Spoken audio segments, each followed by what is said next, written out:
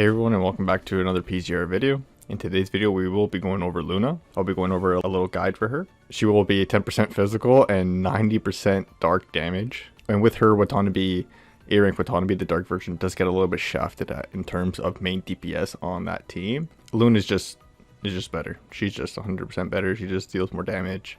If you do have Watanabe, a really built Watanabe, and you do like using him, there's no problem in still running him over Luna if you really do like that. It's just more if you're competitive in score, then you might want to try to get yourself a Luna. But yeah, in this video I will be going over a couple of her skills and passives, which memory set to properly run on her, the resonance you want to get on those memory sets.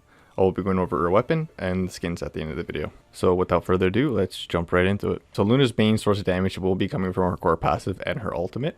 For Luna's core passive, she will have a bar underneath her. You want to get it full before you enter into her core passive. You gain 15 annihilation points every time you do a 3 ping, up to 60 points. That's the whole bar. And the next orb after that will be considered a 3 ping as well. So once you have points in the annihilation bar, when you press and hold the basic attack button, you will enter annihilation mode, dealing 200 dark damage surrounding targets. All single orbs will be hidden and also replaced by annihilation orb. Triggering the mode will give you super armor, and I have all QTEs active. After that, unleashing 4 spikes when annihilation orbs are used, dealing 400% dark damage in total, giving you 10 energy back for your ultimate. Gain an additional annihilation orb when you do enter matrix when you have annihilation mode active. Then after that, basic attacks will consume 5 annihilation points out of your annihilation bar. So you do want to keep note of how much energy you have in the bar, because when it does end, you will get obviously kicked out of annihilation mode, and switching out to a different character will also kick you out of that. So you do want to remember that when you are playing with her core passive. So as you can see, Luna's core passive does do a lot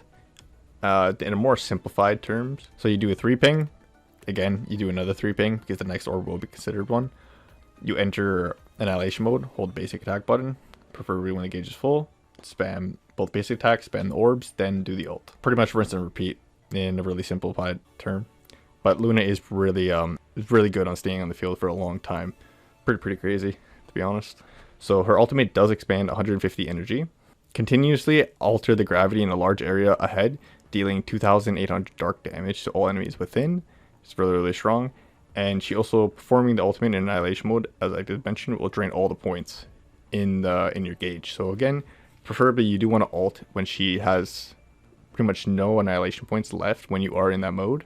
Also, when Luna is in annihilation mode, her basic attacks do change up a little bit. Instead of doing a flurry of attacks with 470% physical damage, it does alter to a longsword and a spear kind of combo when she is in annihilation mode, and it will be doing a fair bit more damage, 950% of dark damage. So again, you do want to be in annihilation mode most of the time when you are doing damage with Luna. Going over SS to SSS plus. At SS, she just gets spike damage plus 5%, and she drops 2 additional spikes, which is it's good. It's a fair bit more damage, but it's not as great as her last effect, but I will get to that. So her triple S, dark damage plus 5% during annihilation mode, damage bonus persists for 4 seconds after exiting annihilation mode. So when you do enter annihilation mode with a full gauge, it will trigger a matrix effect on 12-second cooldown. Her SS and SSS is really good, but her SSS plus is just insane. She gains a damage bonus from 15 all the way up to 75%, corresponding to the number of annihilation orbs expanded. So you can see everything that Luna can do.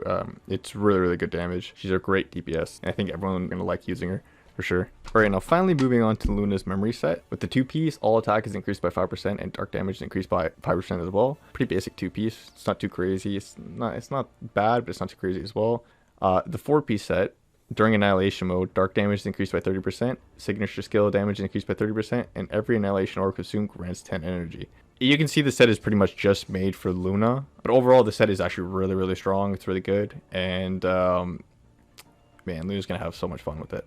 And for resonance on the memory set for Luna, I would try to aim for attacking core passive. So since you only can get 12 resonance, I would try to go for like 6 attack and 6 core passives if you can manage that. They'll probably be the best setup for Luna and dealing the most damage with her.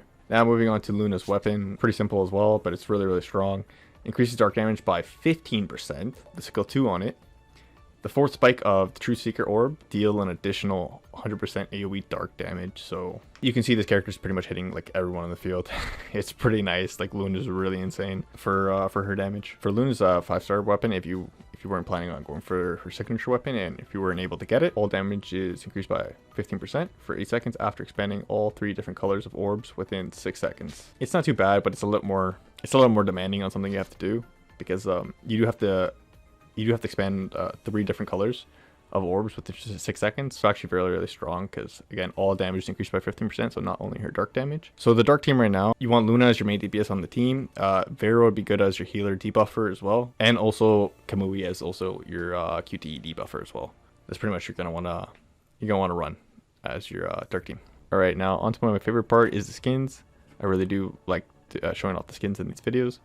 As you can see throughout the whole set, Luna's hair pretty much changes, and like the top ornaments kind of change, as you can see what I'm pointing on. The summer skin, I think it looks really nice. Personally, I'm not a huge fan of the whole tentacle thing in the front of her. But overall, I really do like how the weapons look, how she has that like halo above her. She's got a punk rock outfit as well. It's not my favorite, but I really do like how the 2 orbs are kind of like bowling balls. So, or like weights, I think. I don't know. Overall, it's just really, really cool.